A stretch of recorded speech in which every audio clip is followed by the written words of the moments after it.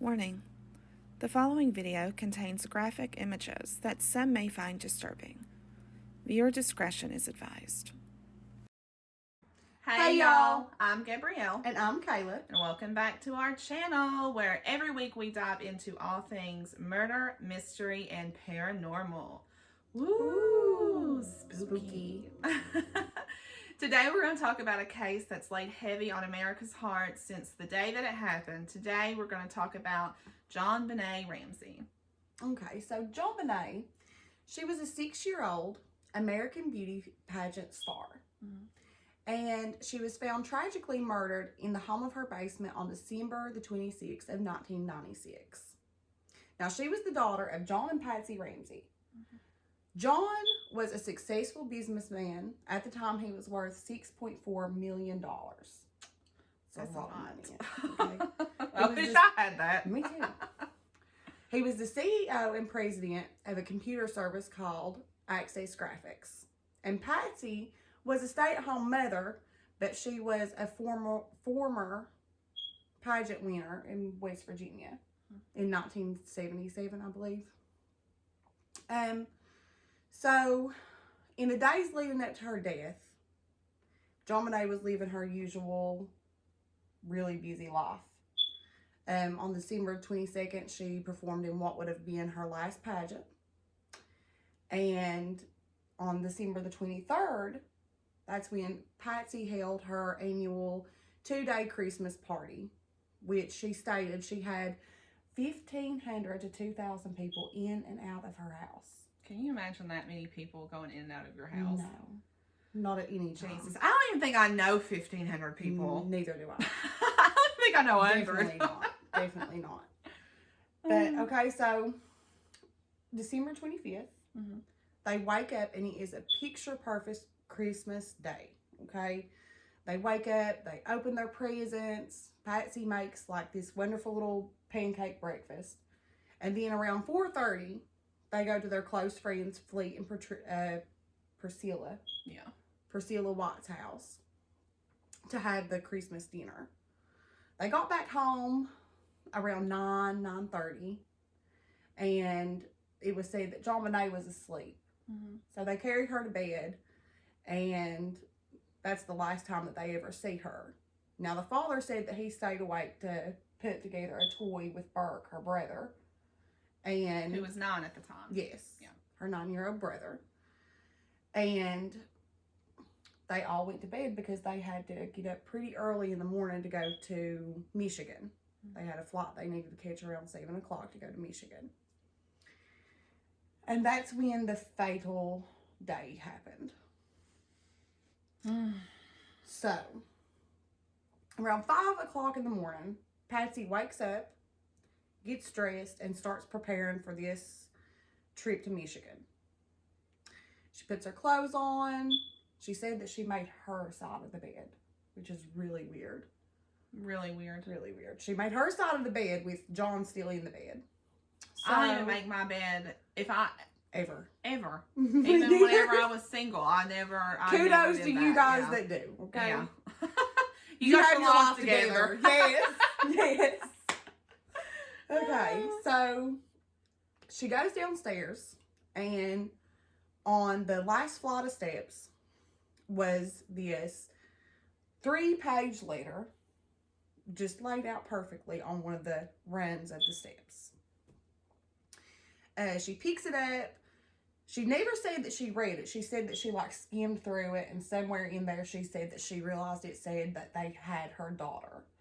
So she automatically starts screaming for her husband, John, and frantically runs into Burke's room, checks on him. She never said she went into JonBenet's room, not that I know of, out of the interviews that I've watched. Mm-hmm. And at 5:52 that morning, she calls the cops. And we're going to go ahead, we're going to stop for a second because I'm going to go ahead and we're going to play a little snippet of that 911 call. 911 emergency. Police. What's going on? By 515th Street. What's going on there, ma'am? We have a kidnapping. Hurry, please. Explain to me what's going on, okay? There's a note left and our daughter's gone. A note was left and your daughter is gone? How old is she? your daughter? 6 years old. She's blonde. 6 years old. How long ago was it? I don't know. I just found the note. And my daughter's Does it say who took her? What? Does it say who took her? I don't know. There's a ransom note here. It's a ransom note? It says FBTC. Victory. Okay.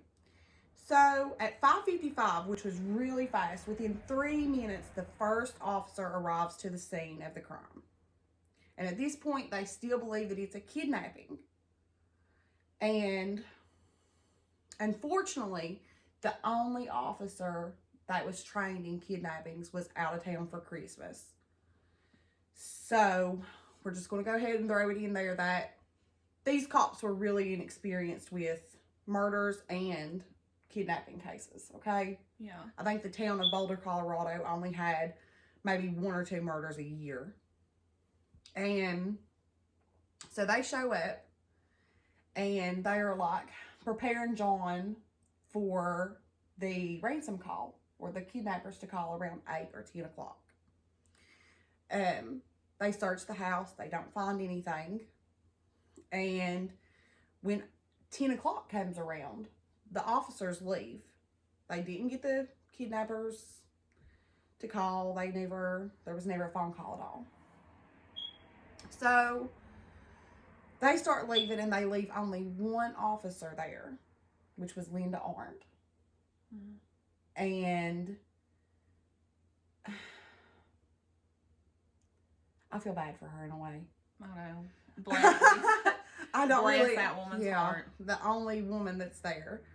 And she stated that in between the hours of 10:30 to 12, John disappeared. Now, this was a huge home. He could have been in another room, but that's a pretty long time to go out of sight from the police when you're waiting on a ransom call. Ransom call, yeah. So he disappears from, like I said, 10:30 to 12. When he comes back, Linda gets the great idea of, well, I'll have him search the house to try to keep him busy, because she said he was acting like kind of antsy. Really suspicious, I guess. Which that alone should scream, inexperienced. The entire house should have been scoped out. Like, no one, that should have already, been looked around, looked like at. everything. Yeah, everything should have already been And the taped house off. was so big that I feel like it would have taken more officers and more time than what they put into it to be thoroughly, search the entire house. So it was about 1:05 p.m. John and Fleet go down to the basement, and that's where they find the brutally murdered body of JonBenet.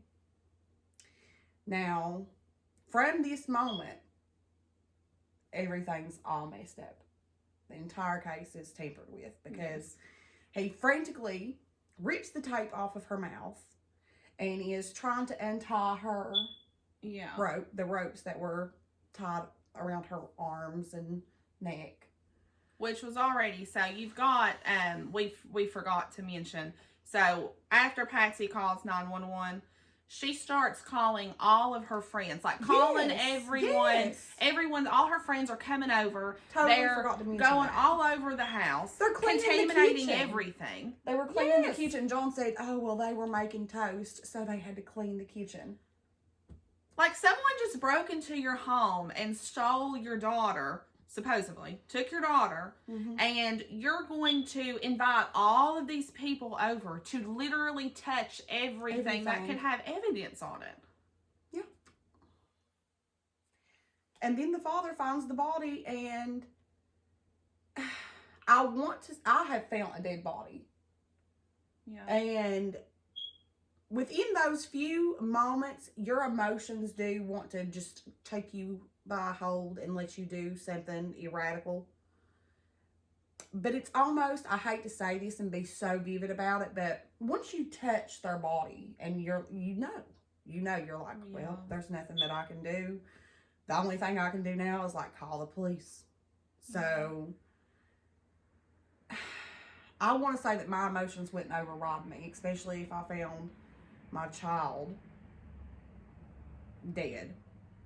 Or, well, not even dead, murdered. Yeah. Because I would want to figure out who done Well, I mean, it. you know what that's like. You know, like you just said, you found a dead body. You know what it's like to find someone who you love the most. Yes. And you know you can't do anything about it, especially if they were murdered. Yeah. Now, the body I found was not murdered, but if they were murdered, I want to say that, because I'm not a panicky person anyway. Right. I don't panic in highly stressful situations. But yeah, she was always the calm one. Yeah. She was always the calm one growing up, and I was always like the, oh my God. Yeah, and I'm like, just calm down. Just calm down. Take a breath. Well, anyway, especially if they were murdered, I would probably throw my hands up automatically, not wanting to touch anything, because you have no idea how important that scene is. So, like I was saying, he finds the body, takes tapes off, tries to get the ropes off, and carries her upstairs and lays her in the floor where all these people have been walking in and out of the house. Okay? So, and within 5 minutes, for some reason, this just goes to show how inexperienced the police officers were. Linda Arndt picks the body of JonBenet up and takes her to the living room. Mm-hmm. And a little thing there's an interview that you guys can find with Linda Arndt in it, and she talks about how when John was laying her down on the kitchen floor, I think is what that was. Yeah, when he came up the Linda steps. had got down just to see, I guess just to see if she had passed away or whatever, and she says that her and John had like a non-verbal thing that went on, and she says that she kept her gun holster. She had a shoulder holster, and she even says that she found herself tugging it underneath and counting out the 18 bullets. The 18 bullets that she had.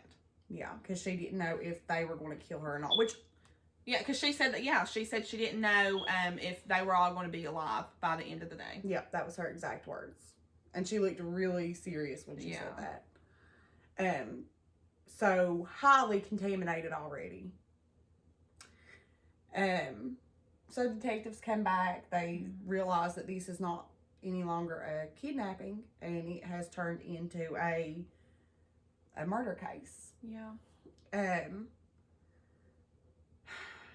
That's pretty much the whole entire thing, other than all the freaky evidence that was tied into this case and all the crazy drawn out media publicity and the court cases, the DA, the the Colorado police. I mean, everything is just crazy within itself, because this case had everything to go viral. Yeah, it did. It was one of the... You had a little child star that was, Daddy's a millionaire. Sweetheart. Mommy is a perfect trophy wife. And the murder itself is extremely brutal. Yes. I mean, it's captivating because of all the evidence and everything, but who could do all these horrible things to a kid? Yes. Like, I'm going to go ahead, let's go ahead before we start into everything else. I'm going to go ahead and talk about, what was found on her. So, when John found her, she was, she had her arms tied above her head. She had a garrote wrapped around her neck. Now, if you don't know what a garrote is, it is like a string. It is a string, and what was on her was a string and a paintbrush. So, what they do is they'll tie that string, they'll have it wrapped around to where, while they're twisting the paintbrush, it's tightening around her neck. She also had what looked like taser marks on the side of her face. It was speculated that it could have been train tracks from one of Burke's toys too. Right. Because all the evidence that was found in this crime was found in the house, and there was no taser in the house. The paintbrush that was used for the garrote came from Patsy's paint set. And she was also molested with the paintbrush. Yes. Unfortunately. Yeah. Yes. She also had abrasions and a lot of scrapes on her back that was indicative of being molested and her fighting back. But as far as physical evidence, that is the sad truth of what happened to JonBenet. Now onto the evidence of everything, there was this note. The note was the weirdest, craziest, drawn out ransom note. I don't know if it's the best piece of evidence or the worst, because you have linguistics, which can test the handwriting and everything. But I mean, who writes, like she said, the ransom note was 3 pages. Does anyone, I would love to hear, leave a comment down below, because I would love to hear, have you ever heard of that long of a ransom note? Yeah. And in the ransom note, they asked for $118,000. When this man was a millionaire. Yes. Why would you not ask for at least $1 million? I mean, if I kidnap somebody, I'm getting a lot. $118,000 was almost exact to what JonBenet Ramsey had got as a bonus that year. And nobody really knew that information other than if you worked with him or you were his wife. And this ransom note had like weird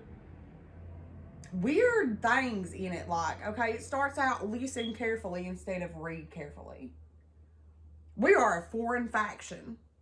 Okay, and then we want this much money. We do not like you. If we see you calling the cops, we will behead her. We will kill her. We will murder her. I mean, and they say that a lot of the sayings that is in this long drawn, it came from movies.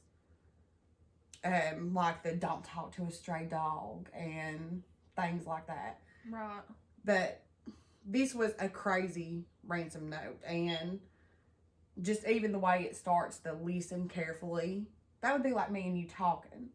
Yeah. I feel like somebody else was there, like. Okay, so there's that. Also, the ransom note was wrote with a notepad and a pen that was found in the house and was placed back next to the phone where it was supposed to be.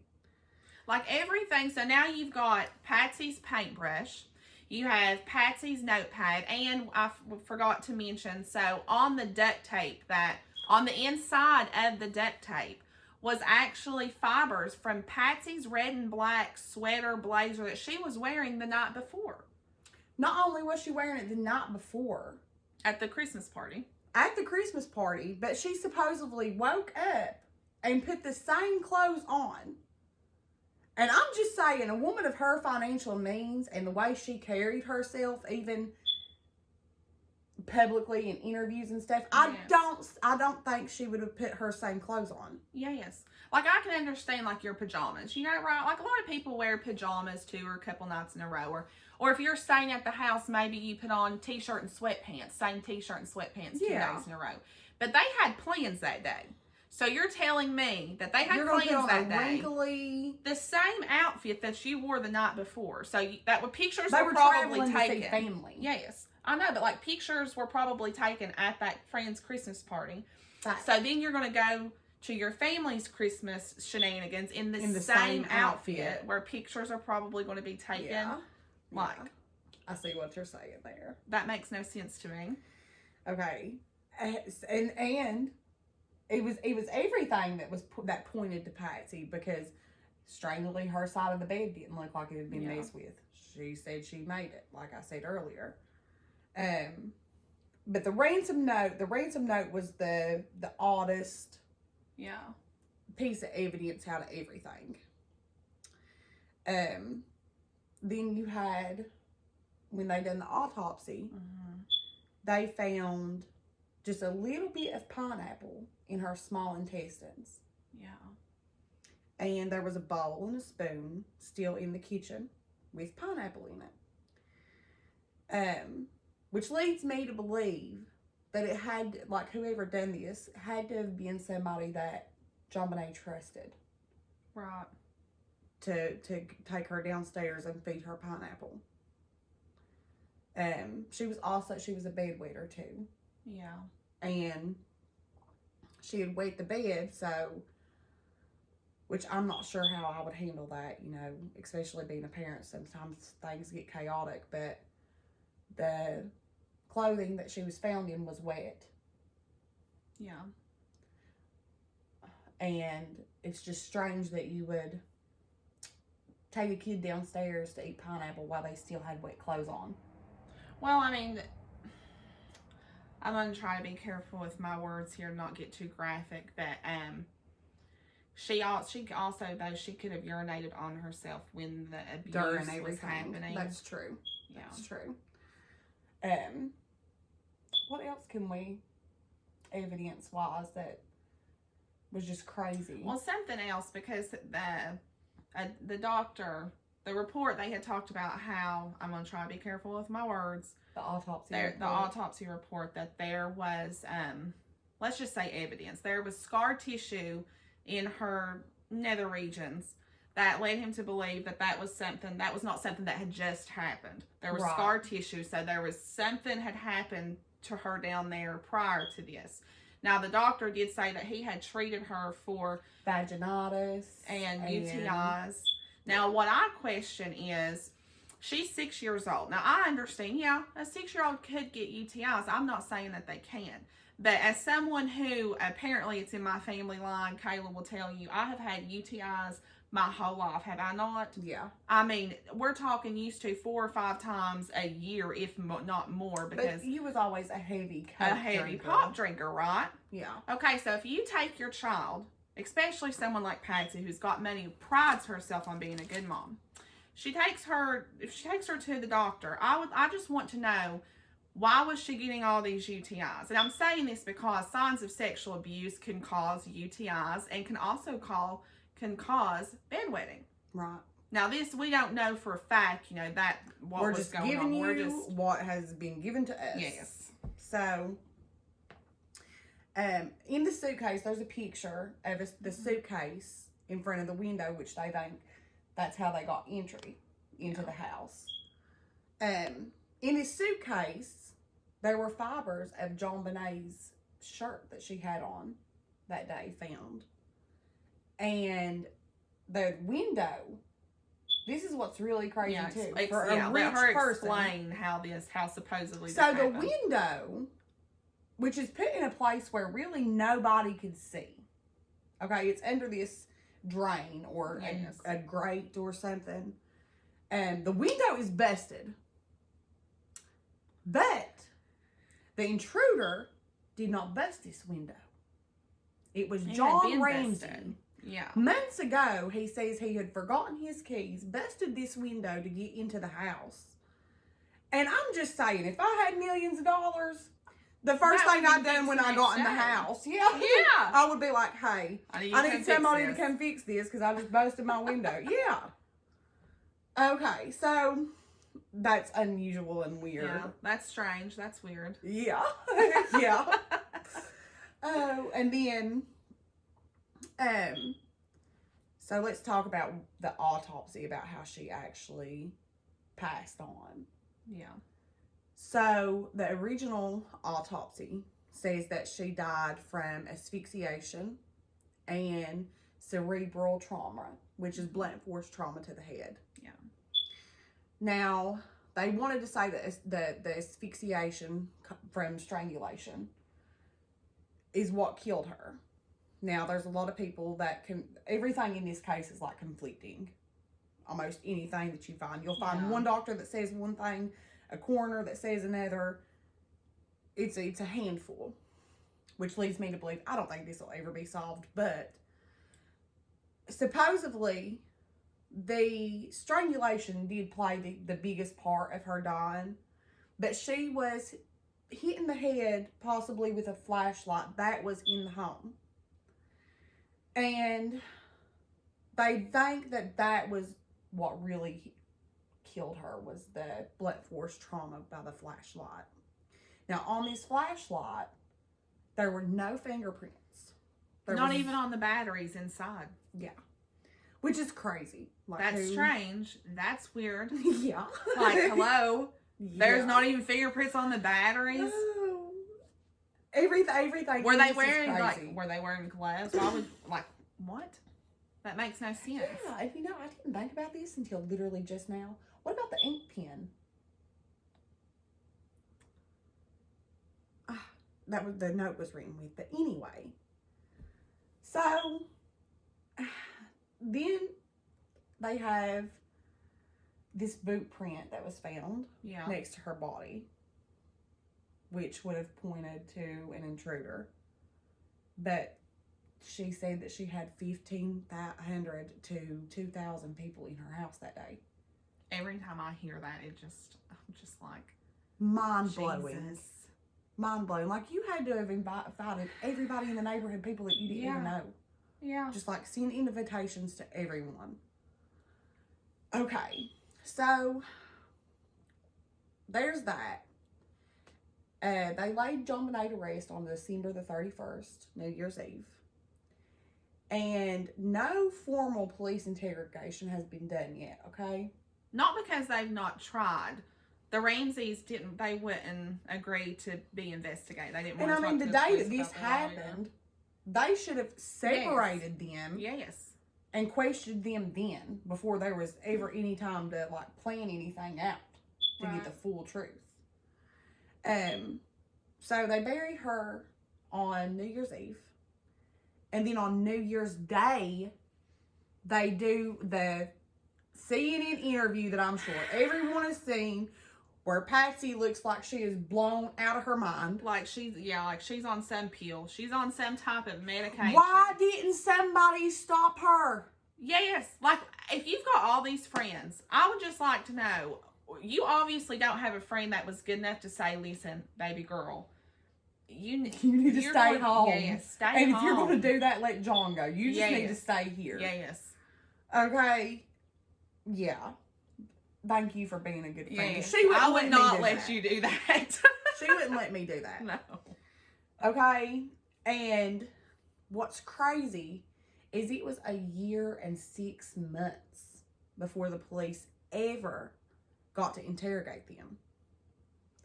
That's a long time. That is nuts. June of 1998 is when the first police interrogation ever happened. There's even, I think there's an interview somewhere, maybe, like paparazzi had called it, but their lawyers had even made a statement saying that they would not talk to the police because they did not know what the police were going to ask them. Yeah. That's the like, whole I don't point. know, maybe, do you know what happened to your daughter? Would you like to elaborate and help us find the murder of your daughter? Like, I don't know, maybe they were going to ask that. Right. Okay, so the Boulder Police Department, they always thought that the parents had something to do with it. Yeah. And in September of 1998, the DA, Alex Hunter, finally says, okay, we're going to do a grand jury. And what was special about this grand jury, from what I've heard, was it was not formed with normal people like me and you, because the media had messed with everybody's minds. Yeah. And construed your judgment. So they get professionals in here to do this grand jury. They are prosecutors, judges. Yes. People had experience. With crimes and stuff like that with the law. Yes. So it took all these people 13 months to deliberate. That's a long time. It is, but we didn't know this back then. Yeah, we didn't know this. Okay, so then 2013 hits, right? So 2013 hits, and it all of a sudden hang on though, because in October 1999, Alex Hunter went publicly and said, hey, we will never disclose anything that ever happened in this case. Never. Okay? And there is not enough evidence to convict, so they let Patsy and John free. So then 2013 hits, and all of a sudden it comes out that the grand jury had actually wanted to indict them. They had said there was enough evidence to prove that there was child abuse resulting in death. Mm-hmm. But instead of listening to the grand jury, Alex Hunter is like, no, and we're never going to tell you the truth. Yes. Okay? Now I wonder, I just wonder, let's ponder for a moment. I'm going to play some I wonder if somebody got paid off. Where did all your money go? Yeah. $6.4 million? Yes, because he's broke now. Gone? He's publicly Not saying said that you he's couldn't go broke through now. that in years and years. Yeah. But you wrote a book. You probably make money off that. Yes. You were obviously he won the Entrepreneur of the Year in Yes. 1996. He sold his business. He sold his yacht. He sold his house. He sold his cars. And supposedly, the reason I wanted to bring up the friends that they had dinner with on Christmas Day Yes. was because, okay, so he takes Fleet downstairs with him when he finds the body. This is how good of friends they were. They removed Burke from the house so that Burke had no idea what was going on. You know, that day. Yeah. He didn't know that she had been kidnapped, murdered, anything. And took him to their house. When Patsy and John were staying in Boulder, Colorado, they were nice enough to be like, yeah, you can stay with us. So they were great friends to John and Patsy Ramsey, the Fleet and Patricia White. Or Priscilla. Priscilla. Yeah, I keep calling her Patricia. John throws them under the bus. Yeah. In the interrogation, he's like, you know, because of this handwriting being so close to Patsy's, it makes me wonder if it was a girl. You know, that Priscilla. That Priscilla. She's jealous of Patsy.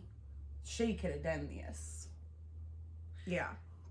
So your best friends, okay, in a time of need, open up their home to you, and you're going to try to throw them under the bus. You're going to try to blame all of this supposedly on them. Well, it's not like they didn't backlash, because Fleet went on to say that he felt like the DA of Boulder, Colorado, Alex Hunter, and the one after him, the Mary Lacey, was trying to protect John and Patsy because the attorneys that they had hired, like, early on, were big buddy with them. See, and this right here is what I already have a problem with this, because I feel like, first of all, that I feel like they should have moved that, like, I don't know, out of state, out of county, out of whatever, however you need to do that, so there would not be any misjudgment or be able to have ties like that. Yeah. You know what I mean? I do. Like, because, I mean, you've got the police department and a grand jury saying, yes, there's enough evidence here to say that they know more. They at least know more than what they're telling us. And the DA overrides it. so what was the point? What was the point of even doing a grand jury? Like, that's where your tax dollars. The people of Boulder, yes, supposedly. all of y'all that live over, all y'all's tax money went to some BS trial, because they knew from the get-go. They knew, even whenever they did that grand jury, that DA knew that he wasn't going to let nothing happen to him, and you'll never change my mind. Yep, that's true. And so in July 9th of 2008, unfortunately, Patsy has already passed at this point. She passed in June of 2006, I believe. To ovarian cancer. Yes. They were actually exonerated. The Patsies were finally. The Mary Lacey, the new DA, she comes out and she says, hey, according to this touch DNA, the Ramsey family has absolutely nothing to do with it. But you have all these suspects too, like the Michael Helgoff. He apparently had the high-tech boots and a taser, and he supposedly committed suicide the night after District Attorney Alex Hunter goes live and says, hey, we will find you. Yes. And we will get you. Yes. And we will. What's that? I know you have to know what I'm talking about. It's got that Neil actor guy. It's that movie, and he's like, I will find you, and I will kill you. I don't know what the name of that movie is. There's memes of him all everywhere. That was a little scary, okay? Oh, and then Gary Oliva, you know, he's just obsessed. He was just an obsessed fan. He had like this altar, this crazy altar and things. Yeah. But the only suspect in this case that was ever arrested was this crazy guy named John Mark Carr. Okay? I want you guys to look at the picture that's up right now. And I want you to tell me that he doesn't look like a damn chia pet. Oh, God. I want you to look at his hair and tell me it looks like a I didn't know she was taking it that far. Anyway. So this guy, he is crazy. He's off his rocker crazy. But some of the stuff that, you look like you're about to cry just thinking about him. Stupid. He looks so weird. How am I supposed to be serious right now? But he was the only suspect that was ever arrested in this case, okay? Mm-hmm. And for good reason. Yeah. Because he had information that hadn't been made to the public yet. No, he knew things that nobody had ever known about, and this detective had carried on these long conversations with him, trying to like dig deeper and dig deeper. Yeah. And so he knew weird things like the day of the week that was on her underwear was Wednesday. That had never been disclosed to the public. She was wearing a bracelet the night that she died. Like, he knew things that... He knew about the red, they're calling it a red heart, but to us it looks like red scribblies. We'll let you guys decide for yourself what you think of that. Yeah. But he knew things that he wasn't supposed to know. So they go all the way to Thailand or Baghdad, something like that. Yeah, he was like way out there out of the country. Well, he had fled because he was wanted for child pornography. Because he was He was sick, okay? He even castrated himself. That's how, okay. You got it so bad. You're so messed up. You gotta take it that far. Okay? Like, yeah. Mm-hmm. The man needed help. But, so during the time, they arrested him in 2006. Mm-hmm. And they let him out in 9 weeks. Because his DNA didn't match the touch DNA that was found. Well, he goes on later to do an interview, and he's like, boy, I love that DNA. That DNA ain't got nothing to do with this.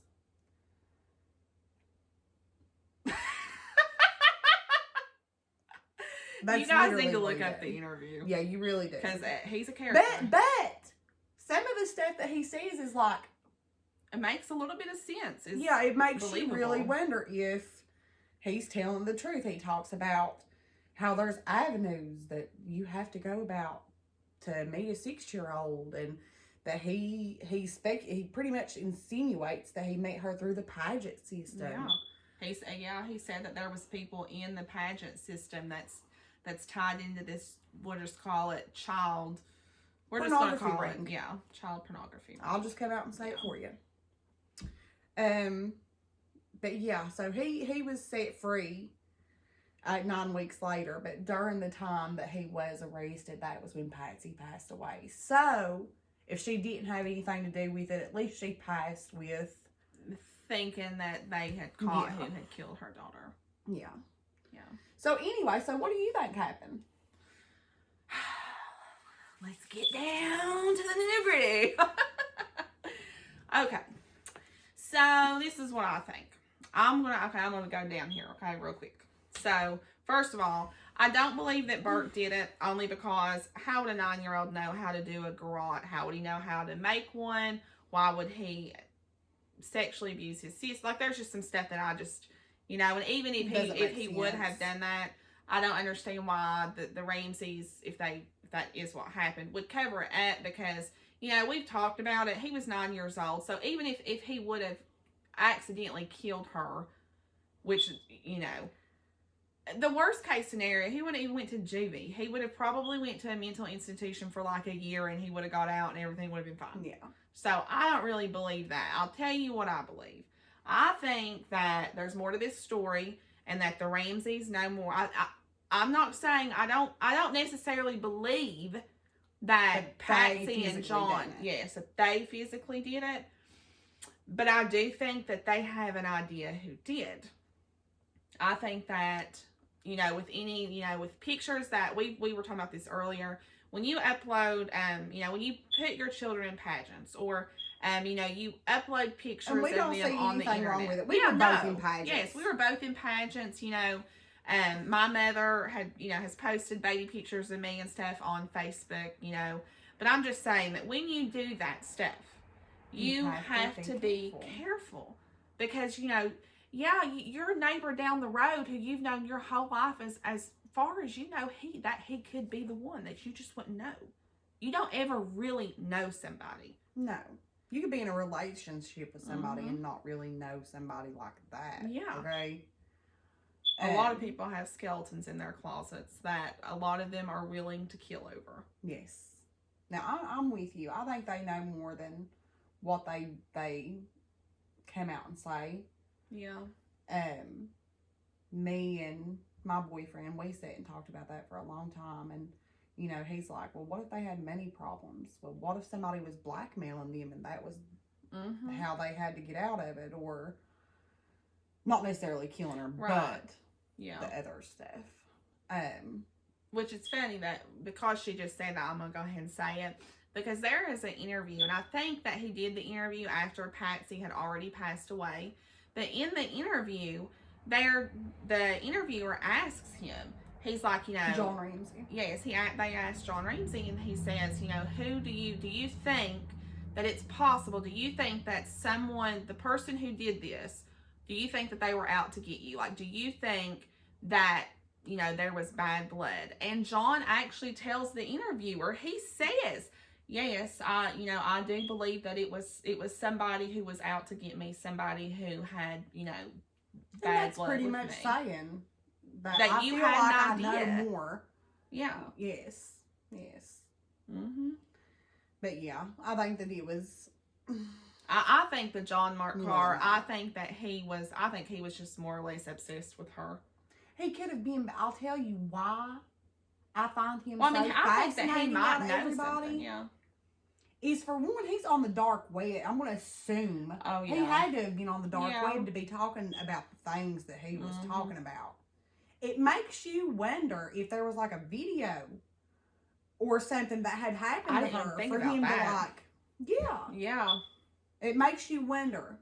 It really does. Yeah, because didn't you say there was something about, he mentioned something about the photographers? Yes, in one of his interviews, he opened up and, you know, like, as soon as he mentions it, he's like, oh, now I'm speaking too much and I can't tell you no more. But, yeah, that's what like you could like there was a pageant photographer that, this is what he says, that there's a pageant photographer that, like, you know, you can pretty much go up and like order, we're just going to call it ordering what kind of pictures of these underage children that you want. Like, you know, like I want a brown-haired, blue-eyed little girl or little boy, and they would be like, you know, I guess, all right, dog, I got you. Yeah. Yeah. But there's, that's all I'm saying about him. I found him fascinating because some of the stuff that he says really makes you look at it from a different point of view that would kind of make sense. More sense than what you're getting from the media. Yeah. Or, you know, I don't even want to say media, but from the district attorneys and police and things like that. But anyway. Well, where I sit at is like I said, I think that as sad as it may be, there are a lot of things in this world that some people don't want to recognize. But, you know, I think that I won't say part of a, you know, child sex ring type thing, pedophile ring, but I think that obviously it did in some shape, way, or form, because she was messed with, played a role in that. And I do think that John and Patsy, I do 100% believe that they at least have an idea or knew more than what they were willing to tell. And because they obviously didn't say anything, I just, like you said, I wonder if it was, if the people had blackmail on them. Were they afraid of them? Like, you know. Did he owe somebody money? Which, to me, is still crazy. But, yeah, I mean, you never know. Yeah. You know, rich people can go in debt, too. Yeah. Yeah. So what do you think? What do you think happened? I do think that I think it was tied to a child pedo ring. Yeah. Child pornography, something like that. I really do. Whether he was an intruder, which I don't really buy the intruder because... Yeah, I don't either. You would have to be in that house for a long time. And if you got home at, say, 9 o'clock and you wake up at 5, that's what? 9 hours? Yeah. 8 hours? Even if they got home a little early, whatever. That's not really a long time to plan out all this stuff. Yes, to like sit down and practice this note. Break a paintbrush. Mess with this kid. Make a garrote. Tase her. See, I just think because where that was so gruesome. And you were in the house. Okay, before we even go there, how did they not hear her scream or something? Well, see, that's what I was about to say. It's because that was so gruesome. I wonder if whoever killed her, if they did it in the house, I wonder if once they got her down there, they like maybe she screamed or was being loud. They went into a panic and maybe, you know, they stunned her. Yeah, like they used the stun gun to stun her, you know, to get her to shut up. Well, yeah, because there's evidence that she was fighting back. Yeah. They didn't use she had like little itty bitty claw marks around the rope. Like she was trying to pull it off. And they found DNA underneath her fingernails and stuff. From where she was trying to like fight off. Yep. That is so sad. Yeah, that's another thing. Like even if this, I'm not saying this was staged because I honestly think something really did happen to her. Yeah. But the way her hands were tied. Yeah. They were just tied together. Like Yeah. you could still like mess around, move, whatever. So I don't know why the hands were tied. I don't understand why this was so gruesome. Not that I want anything to happen to a kid, but let's just be honest. It's not hard to overpower a 6-year-old child, especially a 6-year-old little girl. And, you know, you could have easily just with your hands, you know, instead of hitting her, you know, bashing her skull in, tying the garrote around her neck. Like, that was all unnecessary to me. Like, I don't understand why that had to be so gruesome, which just leads me to believe that whoever did it is a highly demented, twisted SOB. Yes. But now I don't think that it was it always gets you so like I wish I knew who did it. Now we could just be like square up with me. Well, you whoop them and then I'll garrote them and hit them in the head. That's right. We'll do the same thing to them. But as far as like it being an intruder, it don't really make a lot of sense. Like there was even cobwebs in the window. Yeah, there was cobwebs in the window. If somebody would have broke in, there wouldn't have been any cobwebs in the windows. And let me tell you something. We broke into we have went through windows in this house sometimes when she locked herself out. I didn't know where you was going with that. I was like, what did we break into? I don't remember. Anyway. And the window that we always went through, it wiped everything sticks out. To you. The bugs, the cobwebs, the leaves, anything. Yes. Oh, so much stuff. And I feel like we didn't even, we can't even cover all of it. Okay, we're already 47 minutes into our video. And we're supposed to be ending these at 30. So if you watch all of this, kudos to you. You're a good fan. Yes. We appreciate you. We do. Now let's wrap this up, sis. All right. So we would love to hear your all's theories. What do you think happened to her? Feel free to leave a comment below. We would love to read them. Like she said, if you've lasted this long, thank you for hanging out with us. And hopefully you guys will get a little excited because our next episode, we're going to be doing some spooky stuff. We're going to be getting our paranormal equipment, our spirit box and stuff out. We've got a haunted doll coming in, and we're going to see if she has anything to say to us. Yeah. So anyway, guys, like, subscribe, hit your notification bell. Yes. And come back and see us in the haunted doll. That's right. If you have anything, any cases or anything paranormal that just leaves you with that eerie touch, then leave a comment below and hopefully we can get to it. Until next time. Bye. Bye.